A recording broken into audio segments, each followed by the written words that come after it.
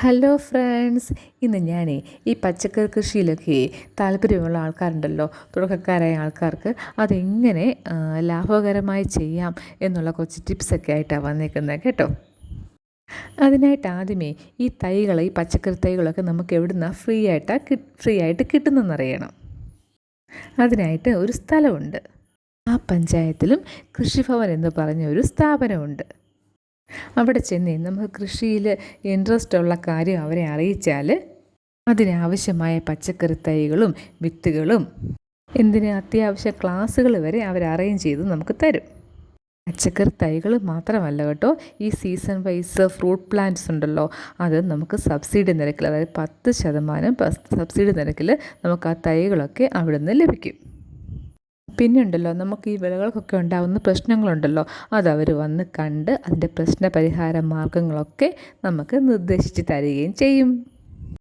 പിന്നെ ഞാൻ ആദ്യമായിട്ടുണ്ടല്ലോ ഗ്രോ ബാഗിലാണ് കൃഷിയൊക്കെ ചെയ്ത് തുടങ്ങിയത് കേട്ടോ.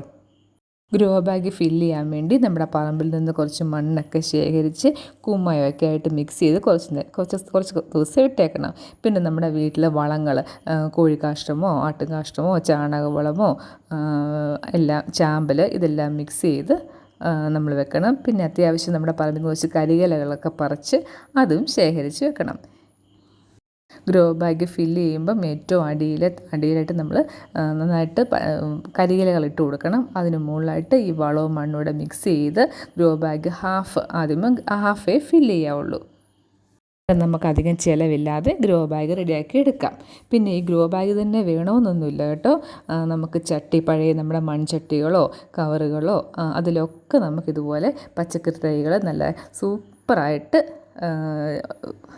റെഡിയാക്കി എടുക്കാൻ പറ്റും. തുടക്കത്തിൽ നമ്മൾ ഗ്രോ ബാഗിലൊക്കെ ചെയ്ത് പിന്നെ നമുക്ക് വിശാലമായി പറമ്പിലേക്ക് ഇറങ്ങി കൃഷി ചെയ്യാൻ പറ്റും.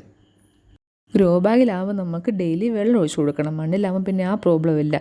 മഴയൊക്കെ പെയ്താൽ പിന്നെ കുറച്ച് ദിവസത്തേന് മണ്ണിൽ ജലാംശമൊക്കെ ഉണ്ടാവും. അങ്ങനെ എല്ലാവരും ചെറിയ തോതിൽ കൃഷിയൊക്കെ ചെയ്ത് നമ്മുടെ ഇടവേള സമയങ്ങളൊക്കെ ആനന്ദകരമാക്കി തീർക്കണം.